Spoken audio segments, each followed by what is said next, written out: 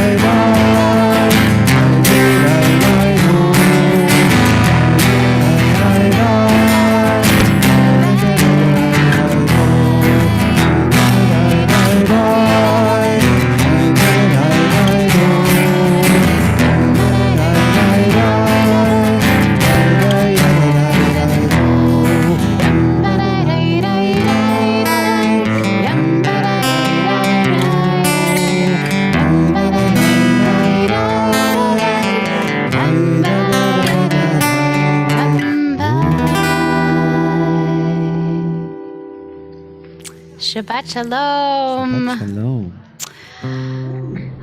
After a little bit of technical delay, we are here to celebrate Shabbat on this very cold Atlanta evening. I've heard it's cold. Those who have been outside more recently than I tell me that it's cold. But here we are. So we're going to turn to page 11. Take a deep breath. Begin to let go of whatever it is in the week that we are ready to release. Welcome in something new. Something maybe unexpected. A little bit of peace.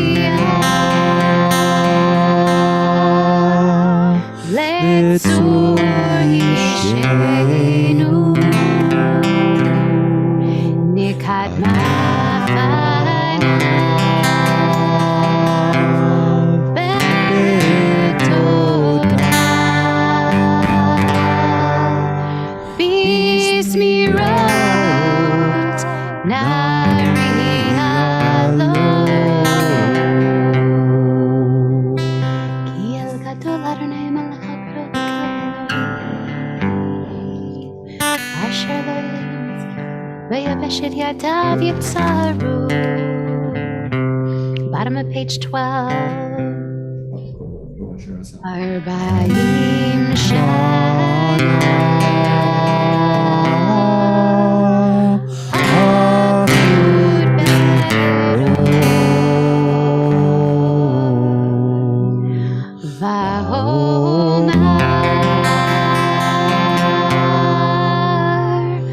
Amtorei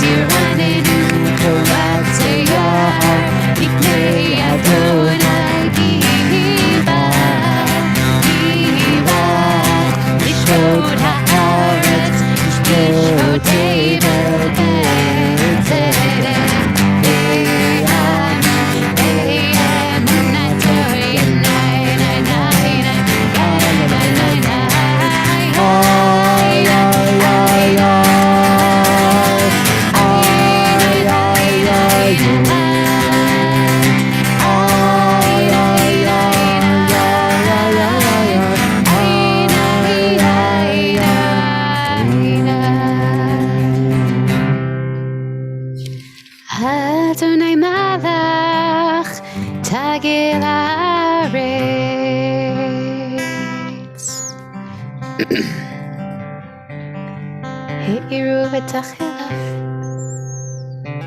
on page 16, 4 lines down. Shamar v'tismar Zion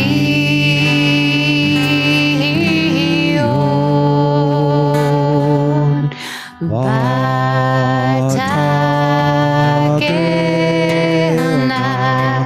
b'not Yehuda liman mishpatecha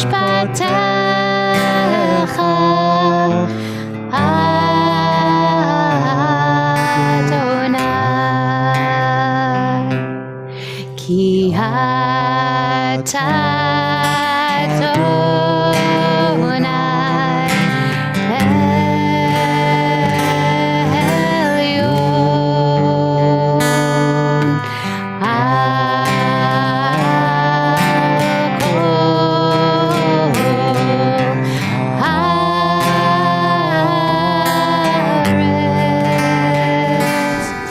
Elyon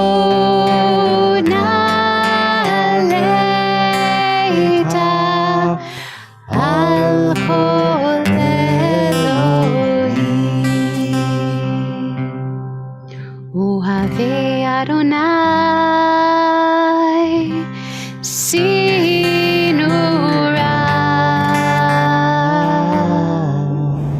Shomer nafshot chasidav Miyad rishayim yatzileh Urzaru ala tzadik Ul yishrei lev simcha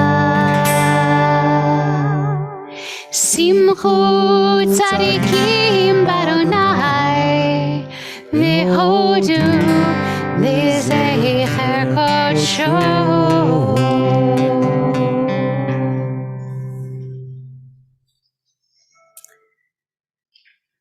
We're going to go ahead and turn to page 23 for L'chadodi.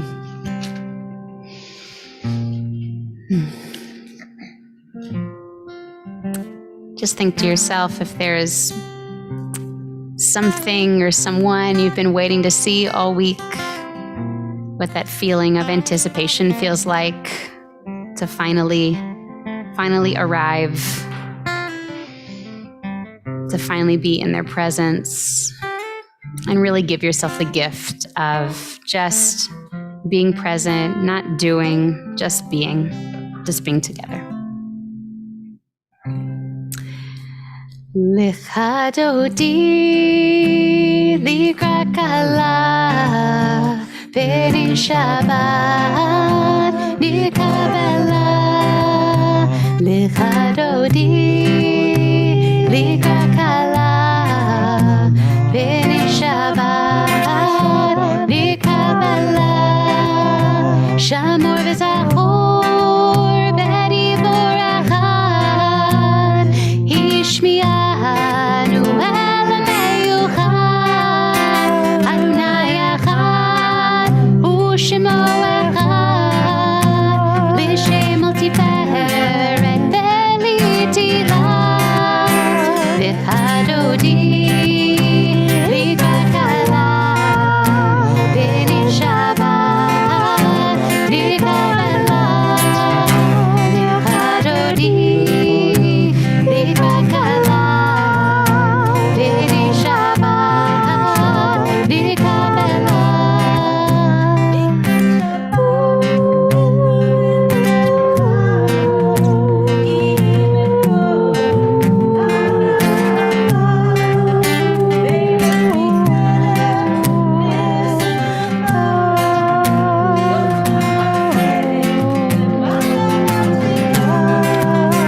L'chadodi likrat kala b'nei Shabbat nikabela L'chadodi likrat kala b'nei Shabbat nikabela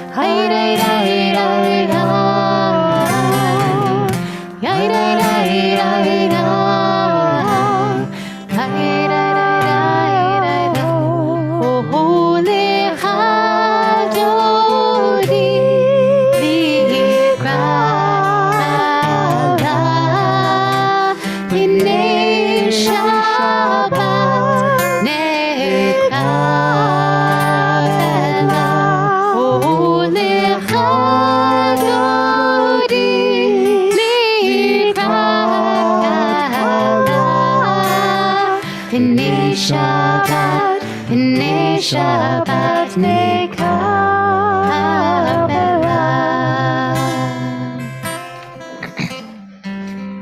Yamin usmol tifrotzi v'et Adonai taritzi al yarish ben bartzi v'nismecha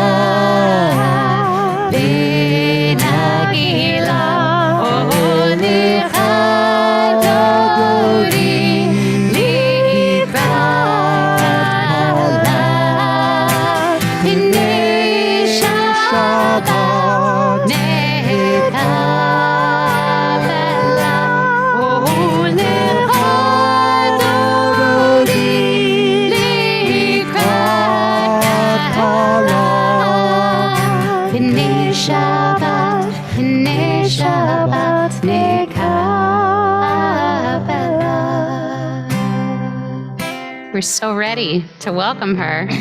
So ready. You just couldn't wait.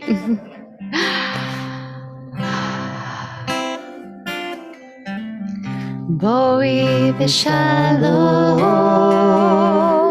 ateret bala gam b'simcha צהלה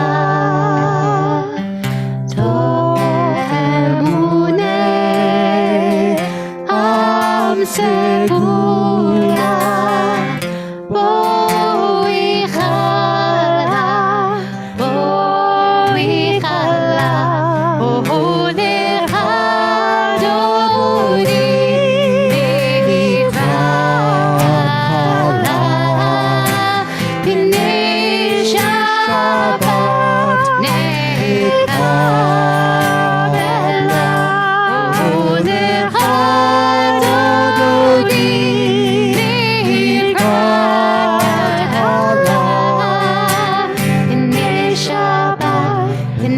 Shabbat nekabala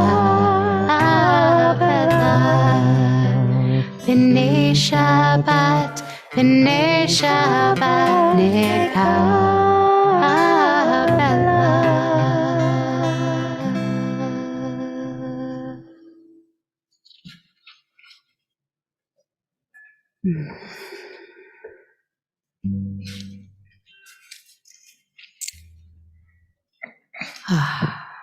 Mizmor Shir Leyom HaShabbat. Thank God for Shabbos. Tov Leodot L'Adonai U'Lezamer L'Shimcha Elyon. L'Hagid B'Boker Chastecha Ve'emuncha B'Leilot. We pick up together in the middle of page 28.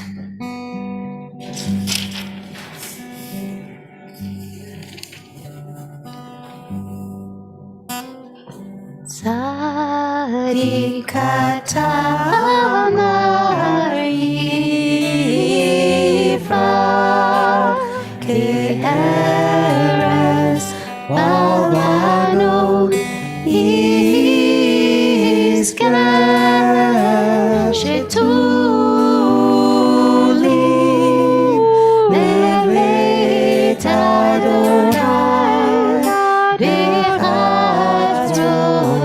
Eloheinu Yafrihu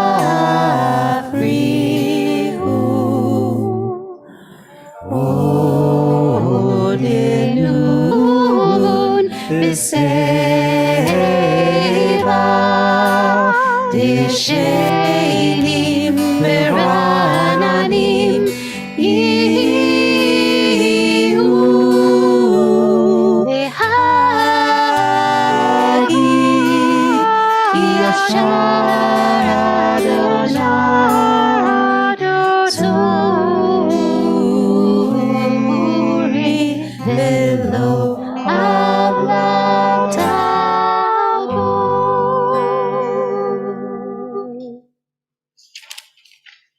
Adonai malach geyot lavish lavish Adonai oti tazar Mikolot ma'im rabim Adirim mishpereyam Adir b'marom Adonai Eidotecha nanu me'od Liveitcha na b'kodesh Adonai leoreh yamim.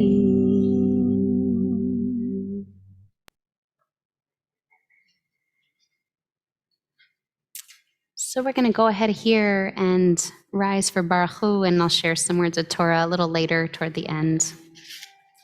Turn to page 39.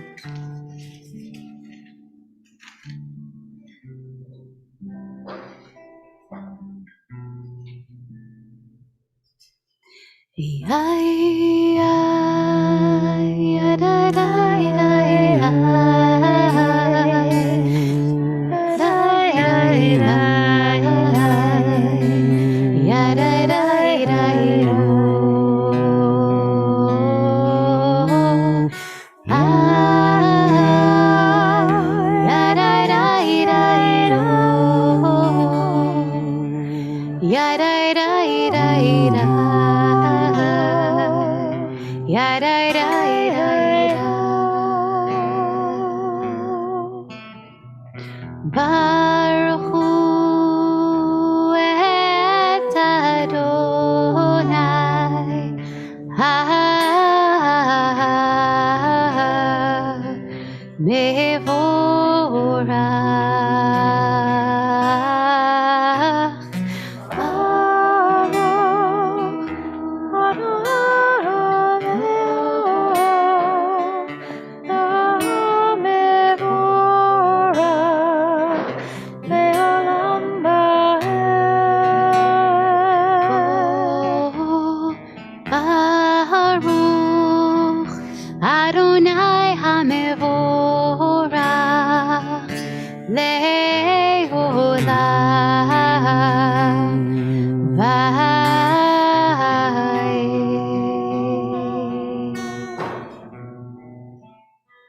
You can be seated. Baruch atah Adonai Eloheinu melech haolam. Your word brings on the evening dusk. Your wisdom opens the gates of dawn. Create day and light. You roll light before darkness and darkness from light. Umavir yom umeivi laila umavdil ben yom uvein laila Adonai tzevot shemo El chai v'kayam tamidim lo chaleinu leolam vaheh Baruch atah Adonai Hamariv Haravi. Page 40. Ahavat olam beit Yisrael imcha ahavta. Ki hem chayenu ve'orech yameinu uvahem nehege yomam v'layla ve'avadcha al tasir mimenu le'olami Baruch atah Adonai ohev amo Yisrael. We'll cover our eyes and join together for Shema. Shema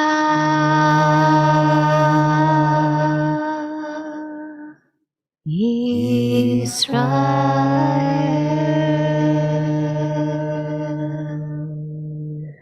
Adonai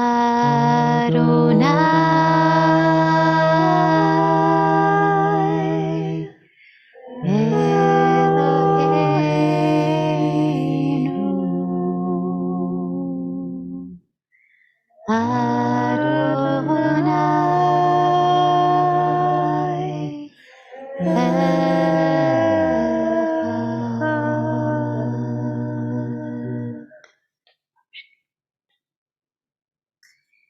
Ve'ahavta et Adonai Elohecha b'chol levavcha u'b'chol nafshecha u'b'chol me'otecha ve'hayu advarim ha'ela asher anochi mitzavecha Hayom alevavecha v'shinantam levanecha v'dibarta bam v'shivtecha b'veitecha u'v'lechtecha b'derech u'shokbecha u'humecha u'kshartam leot al yadecha v'hayu letotafot b'einecha u'chtavtam amezuzot beitecha u'hisharecha v'hayayim shema tishmu al mitzvotai.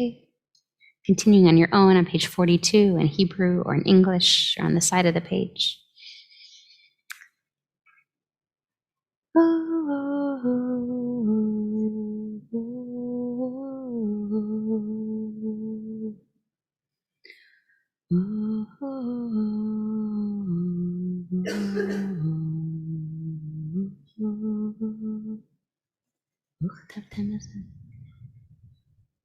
Vayomer Adonai Moshe lemor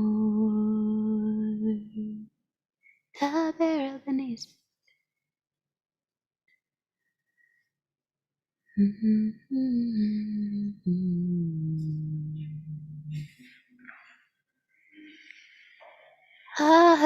Adonai Elohechem emet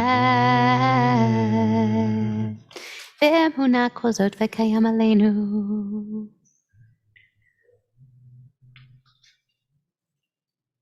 Pick up on page 44.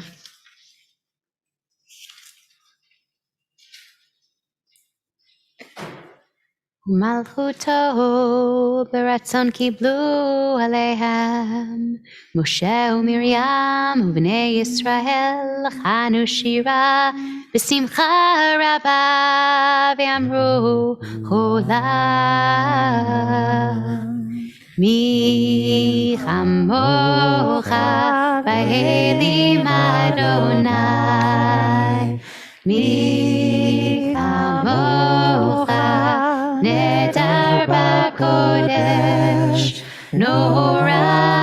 Eloheinu Oseh Malchutecha rahu vanecha בוקע ים לפני משה, זה יהיה לי אנו ואמרו, אדוני לא לעולם ועד. ונאמר, כי פדה אדוני את יעקב, וגאלו מיד חזק ממנו, ברוך אתה אדוני, גאל ישראל.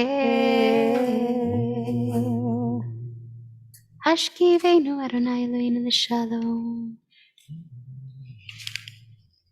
So I invite you to just take a moment here to bring to mind anybody who is in need of healing, any loved ones that you just want to send a prayer, a hope, a wish to. You can whisper their names aloud, you can hold them in your heart, you can put them in the chat.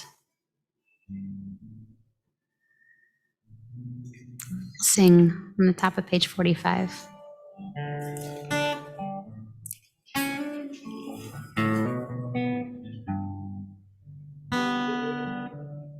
Hashkivenu Adonai Eloheinu l'shalom v'hamidenu malkeinu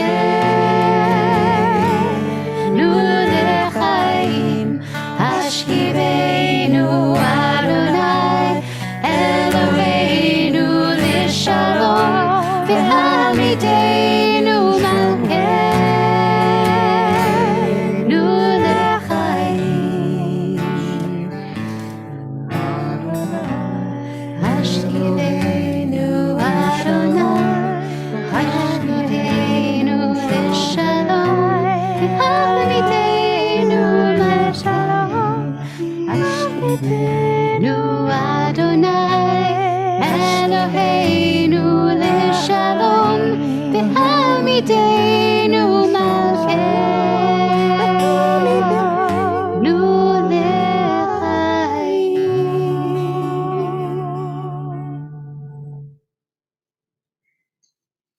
Asking for peace and protection and care.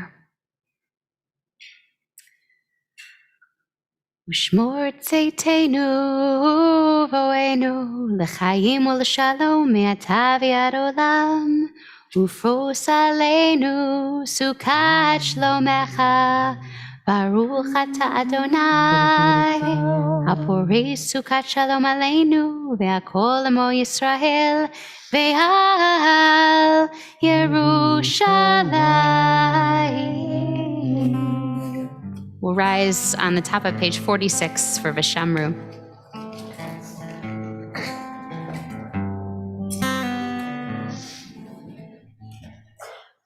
Vishamru b'nei Yisrael et ha-Shabbat לעשות את השבת לדורותם לריצותם.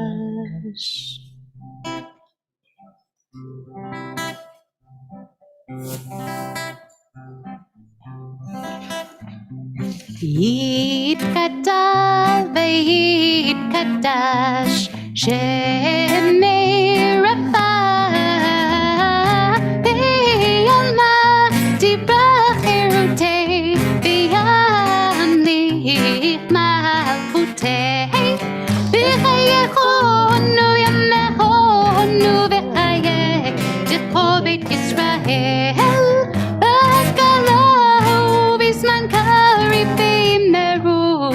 Amen. Yesh Meraba Mevora Leolam Ulam Leolam Yitbara V'yishtafa V'yitbahar V'yitfroman V'yitnaseh V'yitadar V'yitaleh V'yitala Shemere Kodesh HaBerichu Leila Min Kol Bihata V'shirata Tushbechata V'nechemata Damiran Be'alma Ve'yimeru Amen Ve'yimeru Ve'yimeru Ve'yimeru Amen Ay ay ay ay ay ay ay ay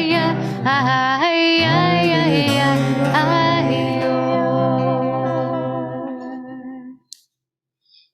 We'll take just a few minutes here for your own personal prayers and Amidah, beginning on page 47. We'll come back together in just a moment.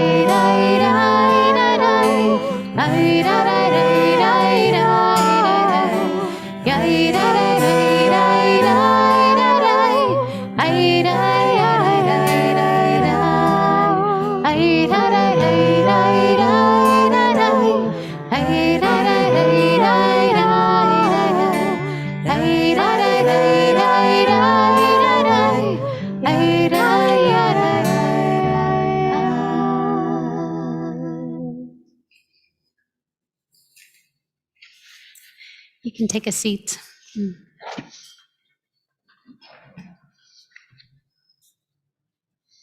Shabbat Shalom. So this Shabbat is Repro Shabbat, organized by the National Council of Jewish Women to bring the whole Jewish community together to mark the importance of advocating for reproductive freedom. And I really want to thank our NCJW leadership.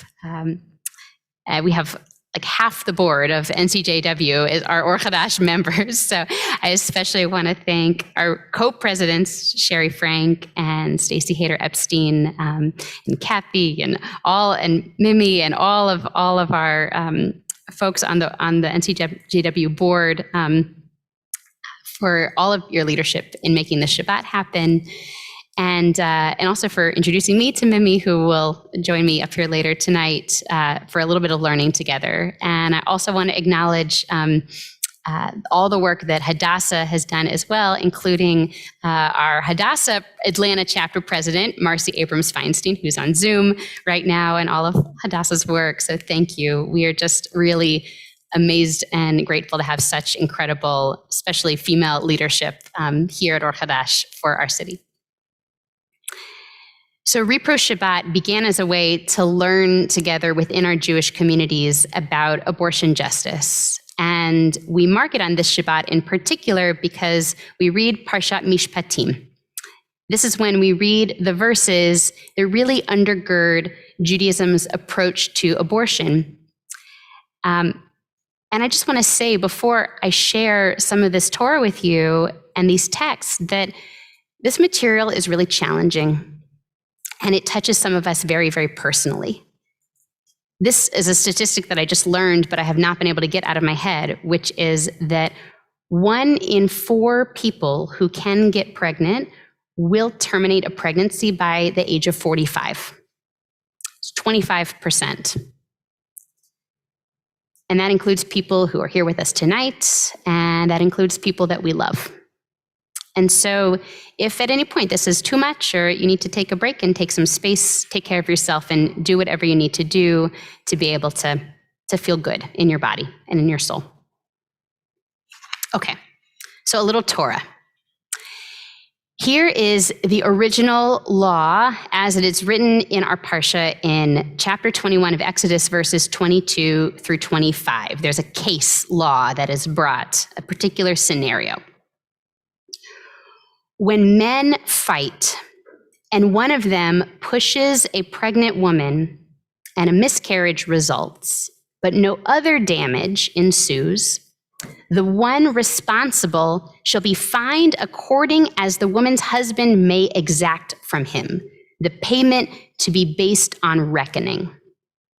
But if other damage ensues, the penalty shall be life for life, eye for eye, tooth for tooth, hand for hand, foot for foot, burn for burn, wound for wound, bruise for bruise. So in other words, this is a complicated case.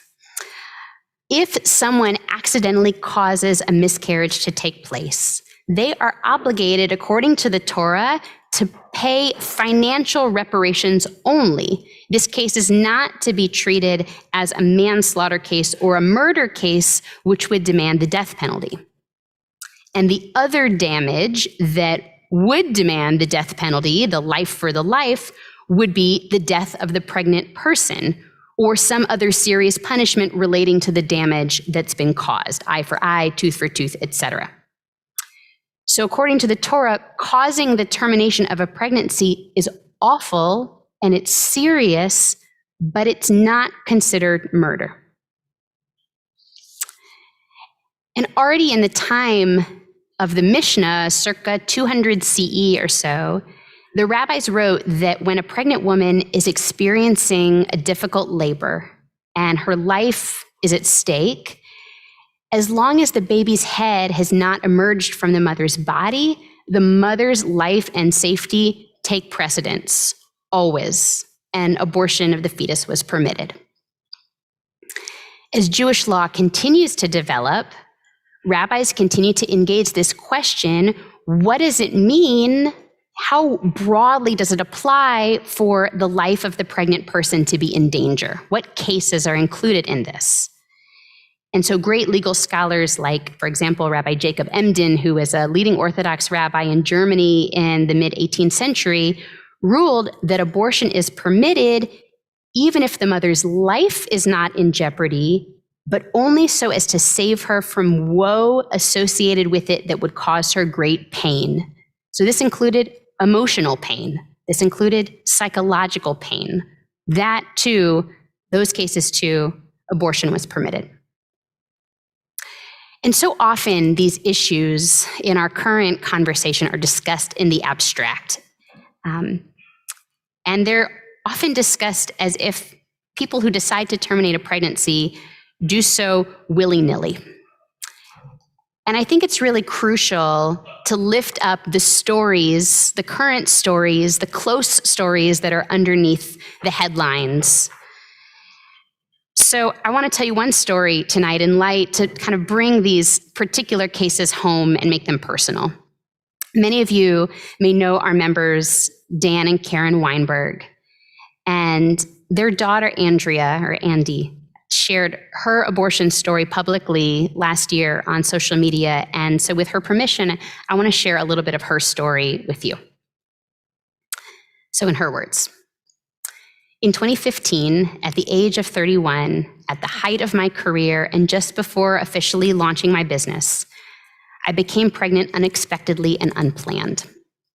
Although my partner then is now my husband, we barely knew each other and he seemed so young and scared. He was also only legally allowed to stay in the US for another few months. Whether or not to keep this baby was the heaviest and worst decision I have ever faced. I prayed for a miscarriage each time before I went to the bathroom. I was not ready to be a mom, but I desperately did not want to have an abortion. In the wake of this decision, I spoke to many people about my dilemma. Many people, from friends to trusted colleagues, to my physical therapist, to random strangers at bars in Montauk, and even one of my friends' moms. I was hoping that someone would have some key piece of advice to make the decision easier for me, but of course, no one had that. But what a shocking number of the people, men and women, whom I spoke to about my dilemma did have was their own story of terminating a pregnancy. More than half of those of whom told me that they had never before told a single soul. Even some of my closest girlfriends had never shared their story before, and several went through the process of terminating their pregnancy completely on their own, without their partner in the pregnancy ever even knowing. On June 30th, 2015, I terminated my pregnancy roughly 7 weeks in. It was painful in every single way. I was fortunate to have my partner by my side through the entire thing. A close friend brought me flowers that night. I had a number of friends checking up on me regularly throughout the 24-hour ordeal. In essence, I had as good of a support system as one really could have in this situation. But afterwards, I fell into a deep depression. I remember thinking that I would never be happy again and that my karma would likely prevent me from ever having a family of my own, something I very much wanted for my future. When I finally told my parents, I was shocked at how loving and supportive they were. My dad held me and cried with me. My mother said, "You absolutely made the right decision." It was an incredible relief to know I still had their love, support, and respect. Over time, I made peace with myself. I became 100% sure that I wanted to have children and began to make my own choices to make this a reality in a way that felt manageable to me. And now that I am a mother, I'm so grateful that I made the choice that I did, although it was the most painful experience of my life, and I will always carry that scar. I'm taking this scary step to share my story as publicly as I know how. No woman or man should be shamed into suffering in silence. And in a country that boasts freedom, let us always value the right to plan for our own families to our own best abilities. So I want to thank Andy for her incredible courage and clarity. And I want all of you who are with us tonight to know that it's safe to share your story here without fear of shame or stigma. And what I wanted us to take from this tonight is really just compassion, as much as you can muster for anyone who is facing this decision to seek an abortion. Our Torah says to any woman, to any person in this position, we see you in this struggle. We see the pain, we see the tears, we see the anguish of having to make an impossible choice. We see you, like the woman in the verses in Mishpatim, caught in this fight, sometimes between men vying for power, now seeking reckoning, seeking justice, seeking wholeness, seeking shlemut. So I want to bless us that may we each find our place in building a country and a world where each person has access to the health care that will allow them to survive and to thrive, and where each person's dignity is lifted up into the light. Shabbat Shalom. So let's rise.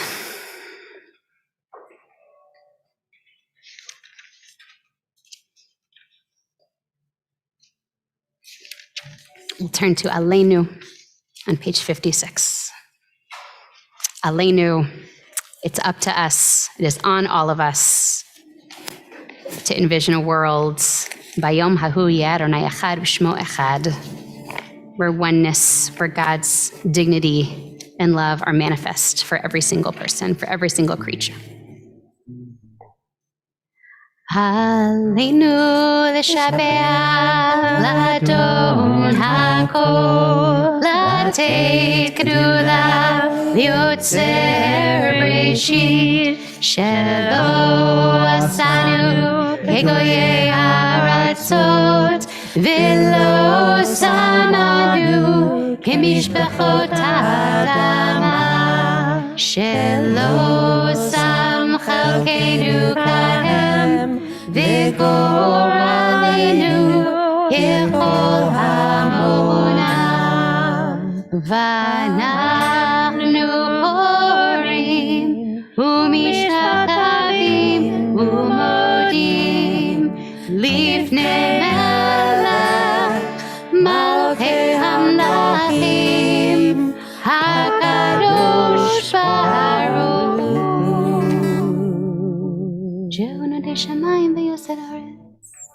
We'll join together at the bottom of 56, second line from the bottom.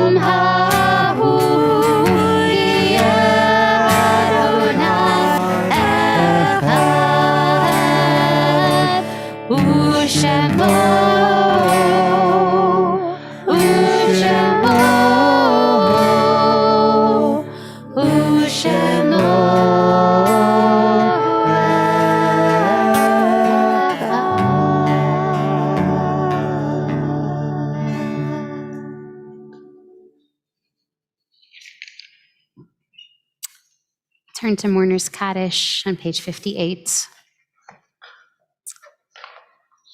We remember all of those mourning for those in the period of Shloshim.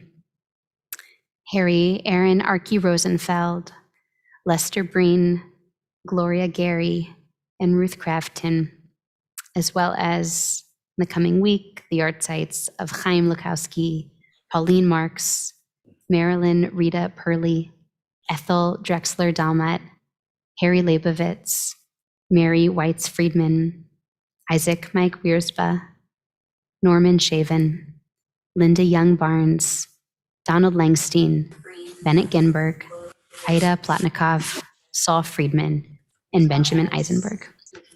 Yehi zichronam livracha. May all their memories be blessings. I invite all those in Kaddish to join together on page 58. Yitkadal v'yitkadash shemei rabbah ve'alma divra chirute ve'amlich machute b'chaye chon u'vyom mechon u'chaye d'chol beit Yisrael la'agala u'bizman kari v'imaru amen. Yehi shmei rabba mevorach ve'elam ulamei omaya.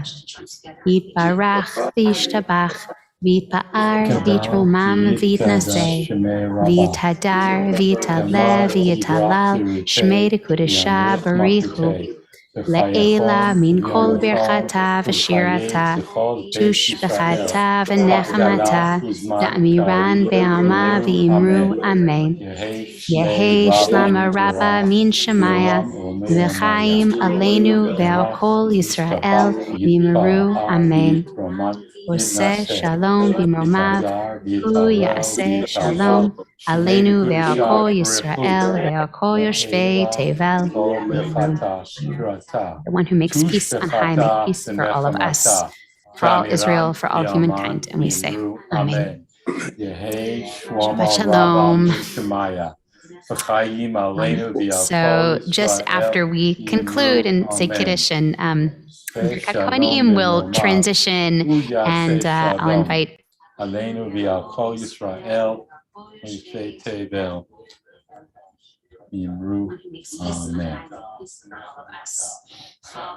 Oneg possible. We haven't had an Oneg in like 6 weeks, and so we've all been hungry after services. So thank you for feeding us.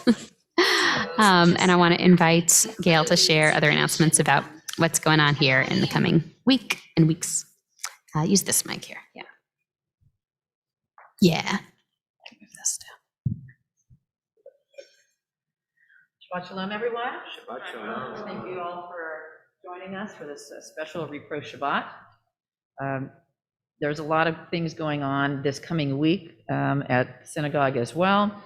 On Tuesday, we've got a sneak peek of the movies for all of you movie buffs. The AJ, the Jewish Film Festival, is coming up in a couple of weeks, and we're going to be participating in an event on Zoom where we'll get some trailers and sneak peek at some of the films that are going to be coming out before you buy your ticket. So that'll be on Tuesday night. Also on Tuesday night, for those of you who are participating in the Jews in Sports series, Monday night was the first one. This next one will be on Tuesday night. I understand that it was really good, and if you haven't registered yet for it, you still can, and continue to participate. There's another 5 sessions of that. And on Wednesday morning, Or Nashim, our women's group, is having a special Rosh Chodesh event with Rabbi Anna Leah is going to be zooming in from Jerusalem as the special guest for that as well. So if that's something that you haven't typically participated in, it's an opportunity to explore that as well. And then just a couple other things that are to put on your save the dates. March 5th is going to be our next community Havdalah, which will be a musical Havdalah out in the courtyard for everyone, families. And then if you got on your email today before Shabbat, we sent out a save the date for our High-ish celebration, which will be April 24th, which we haven't been able to have a big community gala for a couple of years. And so this is when we're going to be doing it. It'll be a tribute to the past presidents of the first 18 years and a toast to the future of the congregation. And so please mark your calendar for that, and we hope you'll all be participating in that as well. And just for anything else, just go on the website, our brand new website, go to the calendar, and all the activities are there and explained, and all of the ways to RSVP and register and everything is beautifully done now. And so we invite you all to engage as much as possible. So Shabbat Shalom. Shabbat Shalom. And one more learning opportunity this Shabbat, actually tomorrow, right after services at noon, I'm going to do a little lunch and learn, and we're going to be learning about the Triennial Haftara. So, we read Torah on a triennial calendar.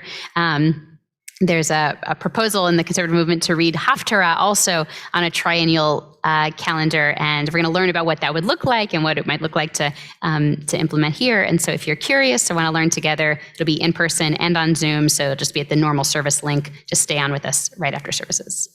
And with that, we're going to make Kiddush. So please rise, join together.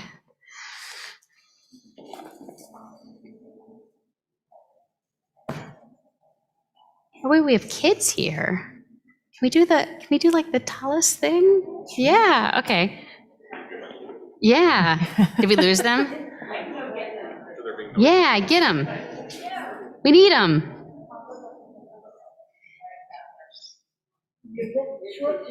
Okay. Bella and Jacob, you want to come up?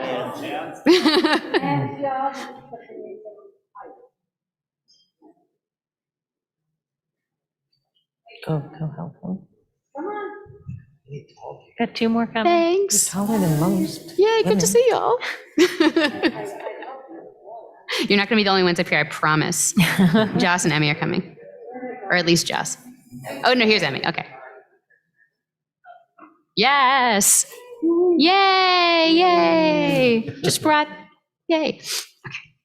Savri, Baruch atah Adonai Eloheinu melech haolam, borei peri hagafel. Baruch atah Adonai Eloheinu melech haolam, asher kitshanu b'mitzvotav v'ratzavanu, v'shabbat kodsho b'ahava uvratzon, hinchilanu zikaron l'maseh v'reishit, ki hu yom tehila lemikra kodesh.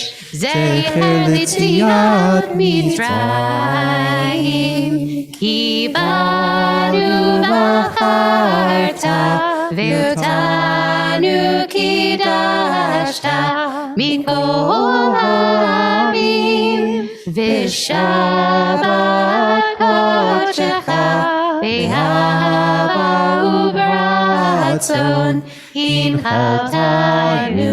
Baruch atah Adonai mekadesh haShabbat. L'chaim. So I invite you to reach toward or reach out or wrap your arm around somebody if they'll let you with their consent, please. And bless them. And bless yourself and send blessings far and wide. Yivarechecha Adonai v'yishmerecha. Ken Yehi Ratzon. Ya'er Adonai panav elecha v'chuneka. Ken Yehi Ratzon. Yisa Adonai panav elecha v'yasem lecha shalom. Ken Yehi Ratzon. May God bless you and keep you safe and healthy. May God shine God's face on you and be gracious to you. May God lift up God's face toward you and grant you peace. Ken Yehi Ratzon and Shabbat Shalom. Shabbat Shalom.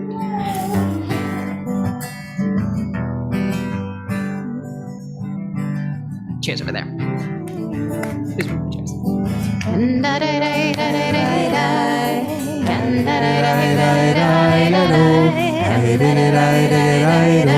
This one.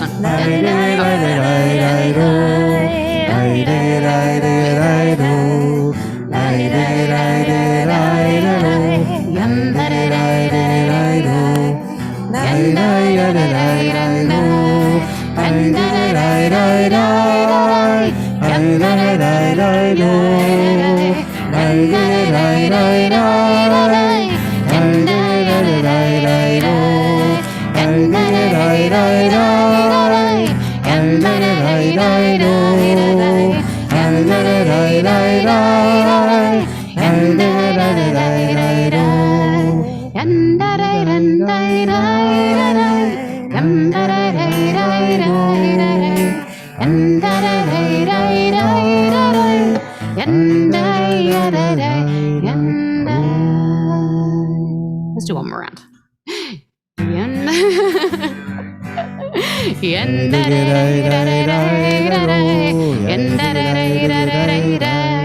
All right,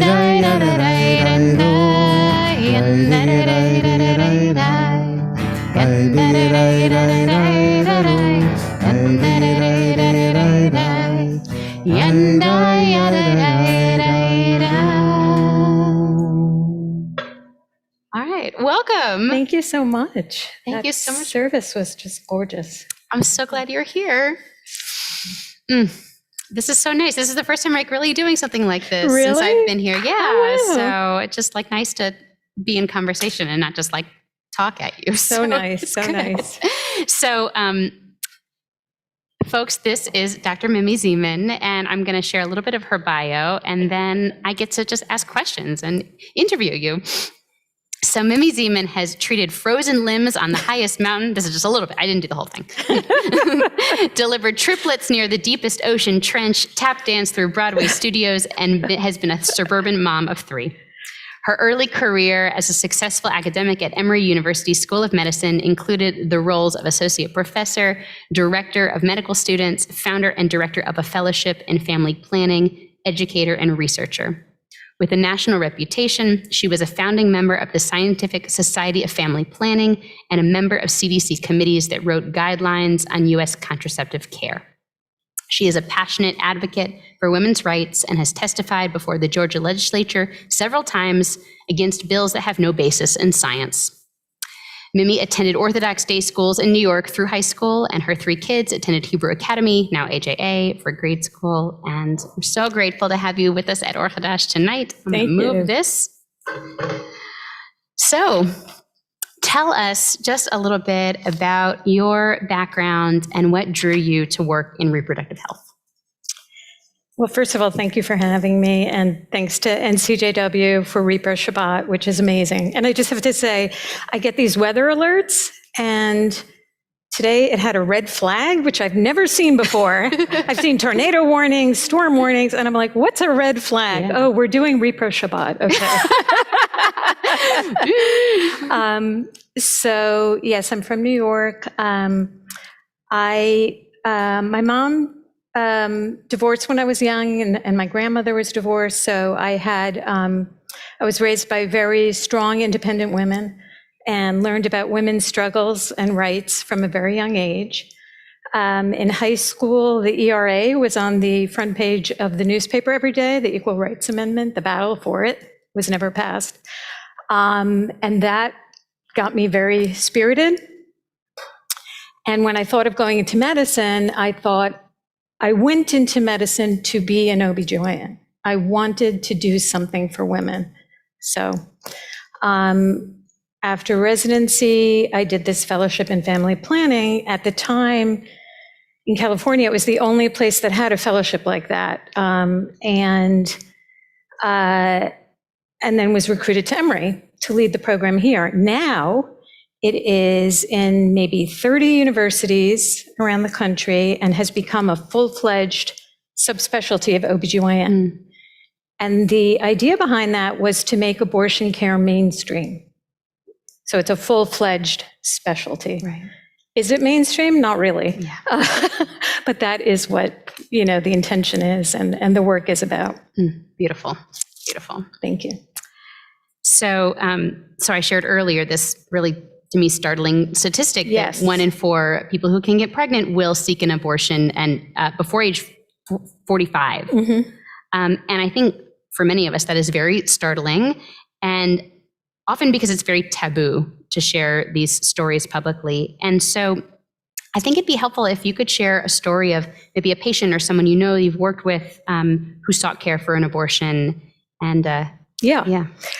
About that statistic, I just want to say, I listened in to the Supreme Court when they were arguing this Mississippi case, December 1st. In fact, we gathered at the NCJW office to listen together.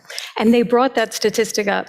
And to me, that says, don't you realize how many people you are affecting by this? I mean, 1 in 4 women and then their families. And, but, that doesn't necessarily move people.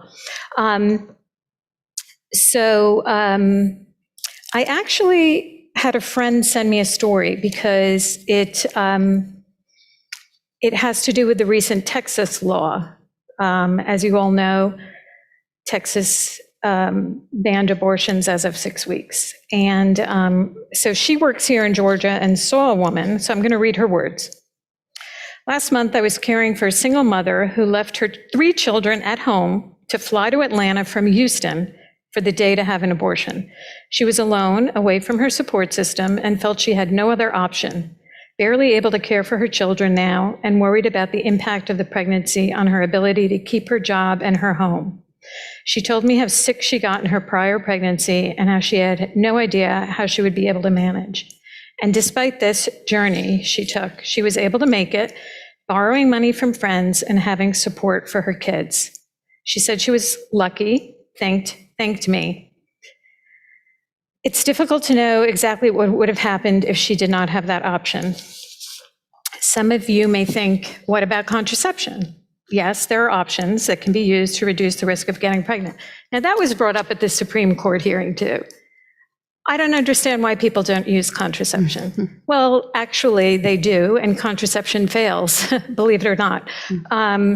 Nothing's perfect. Some people have side effects, contraindications, or they don't have money, time, or access to get contraceptives. Remember, under the Affordable Care Act, contraceptives were supposed to be free of charge for everybody. But somehow, that's been gotten around in many ways. First, that went to the Supreme Court with the Hobby Lobby case, where they exempted a privately owned company from having to cover contraceptives.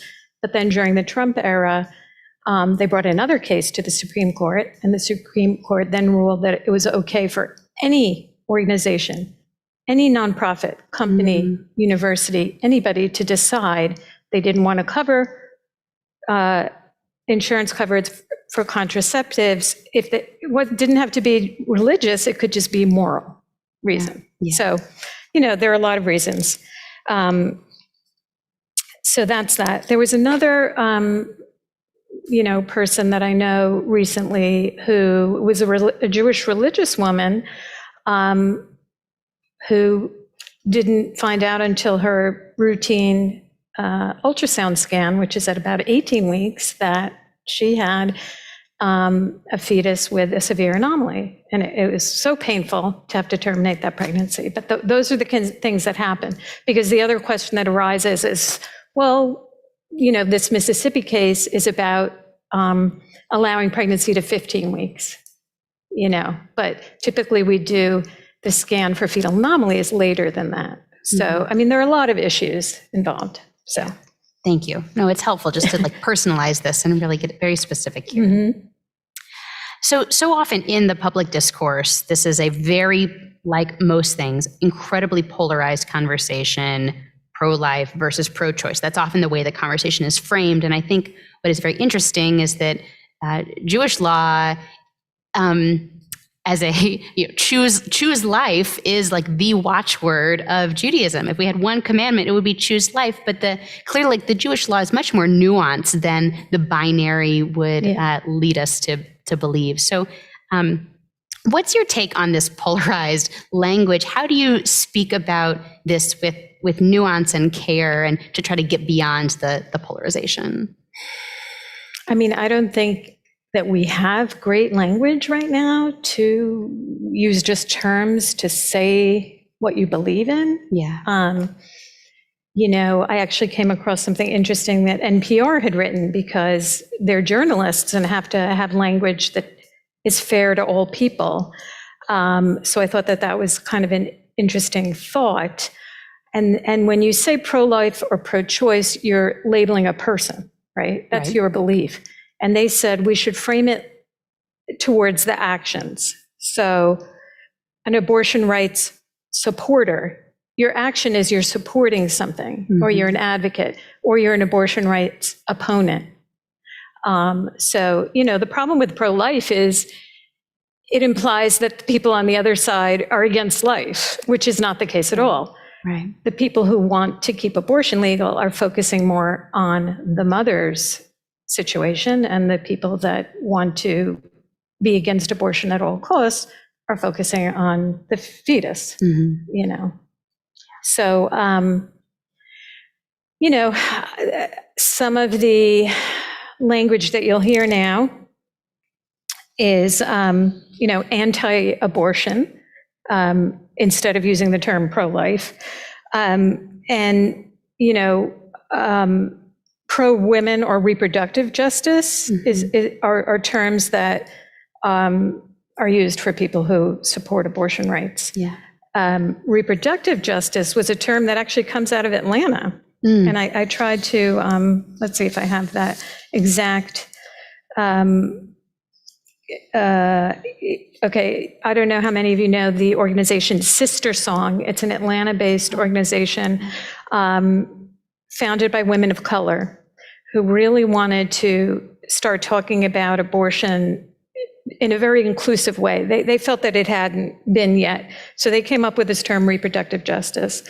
But their definition is very inclusive. It's the human right to maintain personal bodily autonomy, to have children. Because to your point of Andy's story, people having abortions doesn't mean they don't want to have children. It's meant they don't want to have children right now. To not have children, to have that choice, and to parent the children we have in safe and sustainable communities. So I think that that's a really nice framework. Yeah, and I love what I love about that definition is it just really expands the vision for the kind of world we want to build to like what happens after the child is born? How do we make sure that all children are allowed to thrive in a kind of environment that supports their growth and their nurturing, not just at that particular moment of birth, but well, exactly. If you look, there was a big study done called the Turnaway Study where they followed women who were able to get an abortion and who turned away because they were beyond gestational limit for that particular clinic. And they followed them a long, long time, many years. And one of the biggest findings was that children in the homes of women who were not able to have an abortion had higher rates of poverty and social issues. And so those children are really important too. Yeah. We need to think, Yeah, how do we take care of them? Yeah. So I just have two more questions, and then we'll take a little bit of time to open it up for questions from those who are here. So can you give us, it's a lot, but a little window into what's going on currently in the Supreme Court and also here in Georgia regarding abortion access, and if Roe versus Wade is repealed by the Supreme Court, what's likely to happen here in Georgia? Yeah. So Georgia, as many of you know, passed an abortion ban in 2019, outlawing all abortion after 6 weeks. And they used personhood language. They identified an embryo as a person. And if you were able to be in that room for the discussion, lots of really interesting things came up, like, okay, do you get medical insurance to cover that person? If you're in a car accident, is there damages for that embryo, and et cetera, trying to show how difficult a law like that would be. So that was overturned by the courts in 2020 because it was unconstitutional, and they knew it was when they passed it. So the question is, what happens if the Supreme Court overturns Roe? I'm not sure. That it really depends on the language they use. Are they going to overturn it completely? Are they going to kind of go with this law where maybe it's possible to 15 weeks? Most people think they'll overturn it completely. And that will just mean it's up to every state to do what they're going to do. Will this law then be constitutional? I think they're going to have to go through some steps, or they're definitely going to want to pass new laws. So already this week on Tuesday, they introduced a bill here in the Georgia legislature, a new bill. It was introduced by a Republican state senator, Bruce Thompson, and it's all these new restrictions on medication abortion. So literally the country's going in the opposite direction because the FDA just liberalized how medication abortion can be given in December. And now Georgia wants to pass a law with a ton of restrictions.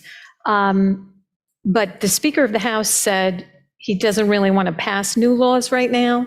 He wants to wait until the Supreme Court makes a decision on the Mississippi law. So I don't know what will happen in this legislative session.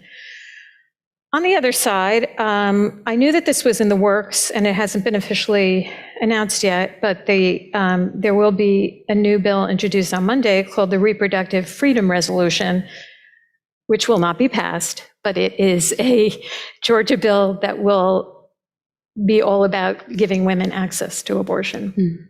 And, it can't be passed in our legislature. Right. But what it's just showing is that there are a lot of people active on this issue, and there's a lot of momentum right now. Right. It's not just like be a doormat. Like Yeah. there's pushback Yes, happening. yes. So the final question I have for you before we open it up is, what is the connection between Jewish values and abortion access or reproductive health and freedom for you? For me. So for me, a big part of Judaism is taking care of the oppressed, the more disenfranchised. The words in the Torah is the ger, or the stranger, or the poor. And, what these laws do, those are the people that are harmed. People of low income, people of color, people that don't have a voice. So I feel like my Jewish values are about sticking up for those people. Because it was Holocaust Remembrance Day this week. My father was a Holocaust survivor, the only survivor in his family. And he dedicated his life after the war to speaking up for people to constantly be fighting to try to make the world a better place. He was a therapist, but, he worked in civil rights, peace in Israel. And, that's his legacy to me. So to me, it's very tied up in Judaism. Yeah, it's such a clear connection. Yeah. It's such a clear connection. Yeah. Right. Thank you. So I think we have time for maybe one or two questions. Yeah, Sherry, and I'll just ask and then I'll repeat it so everyone at home can hear. Great. So Sherry asked, could you explain the issue of medication abortion? Yeah, I'm so glad you brought that up, Sherry, because I think people get very confused. Some people think Plan B is the same as the abortion pill. So let me first say what Plan B is, because they're completely different. Plan B is the morning after pill. It's taken if someone had unprotected intercourse and wants to prevent a pregnancy. So it's literally a contraceptive. It's trying to prevent a pregnancy. Has nothing to do with the medication abortion pill. Medication abortion, I think was, it's been studied since the late 80s, available in France since then, and I think it was approved here in 2000. So what it is it's two pills taken 2 days apart usually, but there's some leeway with that. And it basically induces an abortion that's just very much like a miscarriage. So a woman can have it at home, just like she miscarries. The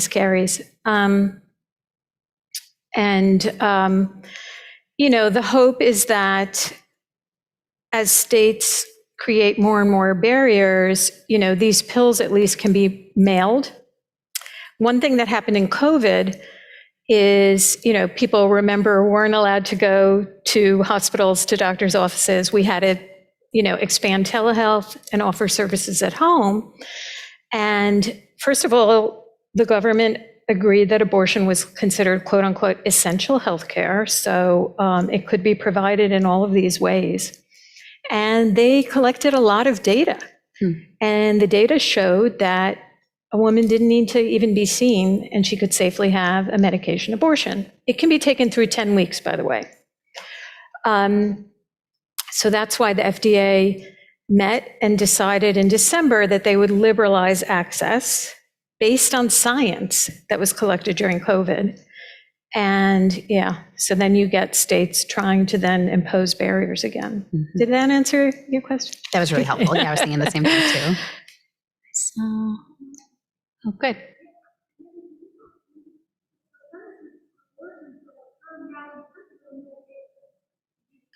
Yes, that's right. First of all, most abortions happen very early, before 8 weeks, before 10 weeks. And I think it's about 60% are medication abortions now. Yeah, because women find it convenient. And it's just a choice, it's a choice that's been evolving over years, and it's a preference issue of, it takes a little longer, there's discomfort involved versus going in and having a procedure and it's over with. Yeah, Stacy.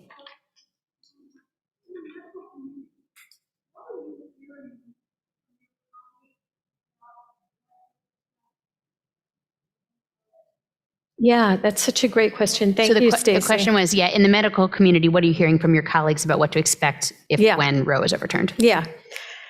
So, I wrote a piece on this today. It was an opinion, an op-ed that was at NBCnews.com, if you're interested. But the title is that anti-abortion laws don't only harm women, they harm the people that serve them.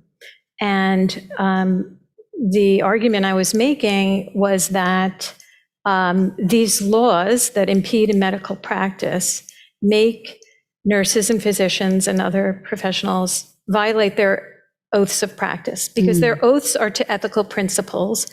That's why they risked their lives for us during COVID, because they have oaths to ethics. And the ethics are, the main ethical principles are autonomy, that a person should have autonomy in their medical decisions, that we should act with beneficence, compassion, respecting their choices. We should do no harm. Everyone's heard that one. And the thing is that carrying a pregnancy is much, much riskier to the body than having an early abortion. You all realize, pregnancy has so many risks. Preeclampsia, diabetes, blood clot, stroke, and the risk of death is actually 40-fold greater than having an abortion. So we are doing harm if we are not giving women that option. When the abortion law was enacted here in Georgia, there was a survey done of OBGYN residents at Emory and some of the other places who said they would leave the state if abortion was made illegal for these reasons. They don't want to practice that way. Plus, you're subject to lawsuits, you're subject to criminal law in certain places. The Texas law providers are subject to a $10,000 fine.